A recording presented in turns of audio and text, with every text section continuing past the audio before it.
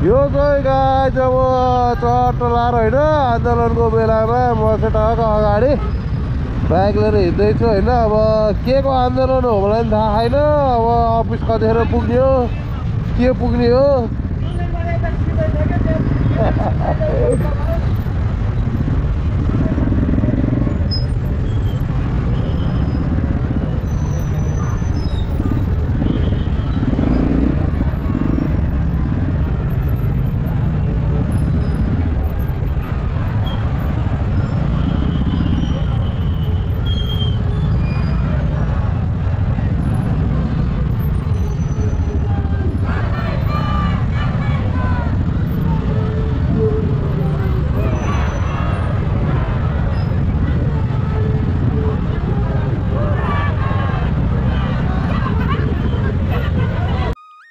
मलाई बल्ल थाहा भयो कि यो चाहिँ सहकारी पीडितहरूको आन्दोलन रहेछ होइन। विभिन्न जिल्लाबाट पाल्नु भएको सहकारी पीडितहरू हुनुहुँदो रहेछ।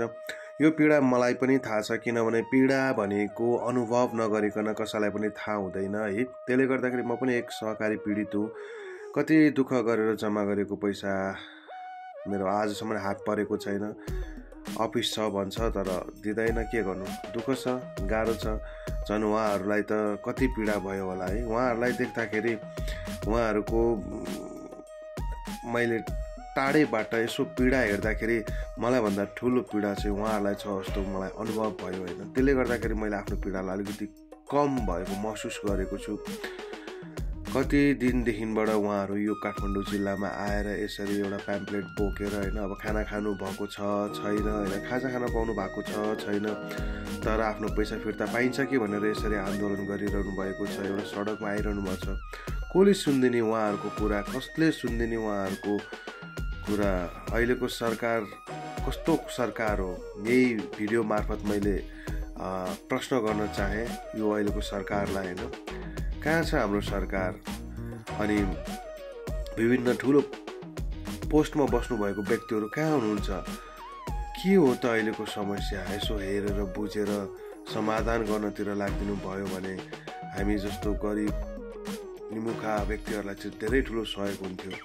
तर खै काँधमा तेल हालेर बस्नुभएको छ। हुनेसँग त छँदैछ, नहुनेको जति थियो त्यो पनि रित्तिएर गएको अवस्थामा अब यही भिडियो मार्फत चाहिँ मैले हाम्रो ठुलो पोस्टमा बस्नु भएको व्यक्तिहरूलाई चाहिँ अनुरोध गरेँ, यो समस्याको समाधान छिटोभन्दा छिटो होस्। के गर्नु, मलाई पनि यो आन्दोलनमा जान त ठुलो रहर थियो, तर न कमाइ खान पाइँदैन। त्यसले गर्दाखेरि म चाहिँ काममा हिँडेँ। अगाडि तपाईँहरू भिडियो हेर्दै गर्नु होला। मन पर्यो भने लाइक, कमेन्ट, सब्सक्राइब गर्न नबिर्सिनु होला। फेरि अर्को यस्तै किसिमको भिडियो लिएर आउने बाचाका सहित आज चाहिँ म फेरि काममा निस्केँ है त साथीहरू। के गर्नु, दुःख छ, न कमाइ खान पाइँदैन, गाह्रो छ। काठमाडौँमा यस्तै हो साथी, कहिले के को जुलुस, कहिले के को जुलुस, कहिले के को जुलुस हुन्छ होइन।